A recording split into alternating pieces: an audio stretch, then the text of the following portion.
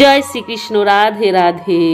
অগ্রহায়ণ মাসে ভুলেও খাবেন না এই কয়েকটি খাবার, তাহলে বুঝতে পারবেন আপনার জীবনে কত কিছু ঘটতে চলেছে। কার্তিক মাস শেষে অগ্রহায়ণ মাস 17ই নভেম্বর প্রথম দিন রবিবার থেকে শুরু হয়েছে। সপ্তাহের 7 দিন রবিবার, সোমবার, মঙ্গলবার, বুধ, বৃহস্পতি, শুক্র, শনিবার ভুল করেও এই কয়েকটি খাবার মুখে তুলবেন না। এই অগ্রহায়ণ মাস শ্রীকৃষ্ণের অতি প্রিয়। এই অগ্রহায়ণ মাসে যদি সংসারে কলহ, অশান্তি, বিবাদ, ঝগড়া না চান, তাহলে অবশ্যই এই খাবার খান। প্রাচীন কাল থেকেই এই মাসটির মাহাত্ম্য রয়েছে। মৃগশিরা নামক তারা থেকে এই মাঘ শীর্ষ নাম এসেছে।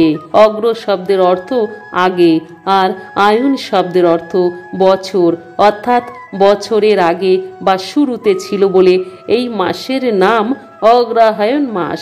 পুরাণ অনুসারে এই মাসে অনেকেই অনেক ব্রত উপবাস করে থাকে, যেমন মা লক্ষ্মী ইতু পুজো, গোপাল পুজো। কার্তিক সংক্রান্তি থেকে অগ্রহায়ণ মাসের সংক্রান্তিতে শেষ হয়। এই মাস মা লক্ষ্মী শ্রীকৃষ্ণের অতি প্রিয়।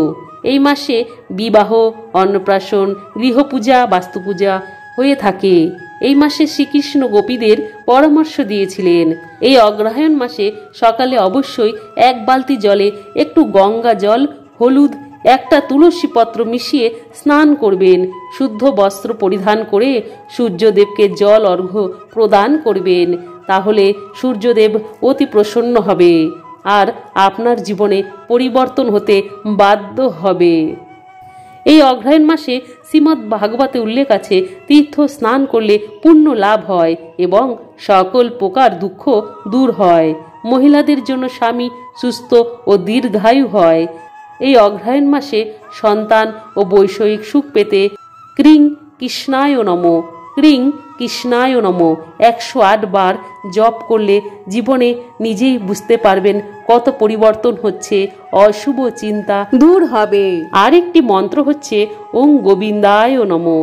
এই মন্ত্র জপ করলে খারাপ চিন্তা আপনার মনের মধ্যে প্রবেশ করতেই পারবে না আর ভগবান অতি প্রসন্ন হবে। অগ্রহায়ণ মাসের প্রথম সপ্তাহ থেকে শনিবার পর্যন্ত মনে রাখবেন এই খাবারগুলো একেবারেই খাবেন না। মনে রাখবেন প্রথমবার সোমবার। সোমবার শিবের প্রিয়বার। সাদা সামগ্রী পাতে রাখতে পারেন, দুধ, ছানা, পায়েস। এছাড়া মাছ, মাংস, ডিম, অ্যালকোহল একেবারেই খাবেন না, এতে অশুভ ফল হতে পারে। মঙ্গলবার বজরংবলীর প্রিয় দিন। হনুমানজির জন্য লাল জিনিস, লাল বস্তু দান করা শুভ বলে মনে করা হয়। তাই মঙ্গলবারে গুড়, বেদানা, জব, ঘি, মধু, মুসুর ডাল মঙ্গল মজবুত হয় আর বজরংবলীর কৃপা লাভ হয়। যেহেতু মঙ্গলবার বজরংবলীর প্রিয় দিন, তাই আমিষ আহার ত্যাগ করবেন, নিরামিষ আহার করবেন। বুধবার গণেশের আরাধনার জন্য বুধবার সবুজ শাক খাওয়া উচিত। এলাচ বুধের সর্বাধিক।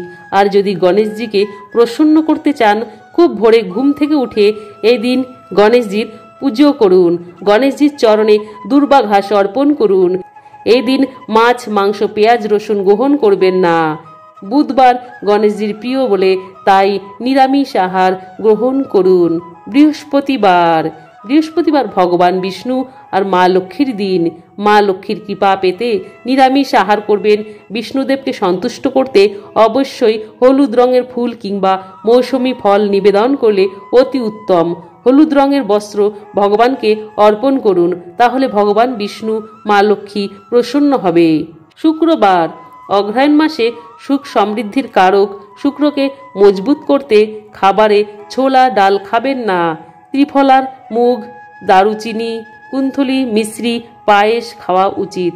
এই সমস্ত খাবারের দিকে নজর রাখলে আর্থিক উন্নতি ঘটতে পারে। শনিবার শনি দুর্বল থাকলে শনি গ্রহ মজবুত করতে অবশ্যই কালো ডাল, বিট নুন দিয়ে খাবার খাওয়া। এছাড়া বাদাম তেল, কালো তিল, গোলমরিচ, বিট নুন, কালো ডাল, লবঙ্গ, তেজপাতা দিয়ে খাওয়া উচিত। আর নিরামিষ আহার একেবারেই আমিষ আহার চলবে না শনিদেবের কৃপা পেতে। রবিবার ভুল করেও আদা, লাল শাক, মুসুর ডাল একেবারেই খাবার চলবে না। নিরামিষ আহার গ্রহণ করুন, তাহলে খুব ভালো হবে এবং আপনার জীবনে ভালো প্রভাব পড়তে পারে। 7টি দিন কিভাবে কি খেলে পালন করলে আপনার জীবন পরিবর্তন হতে পারে। তবে কমেন্টে বন্ধুরা জয় শ্রীকৃষ্ণ লিখতে একেবারেই ভুলবেন না।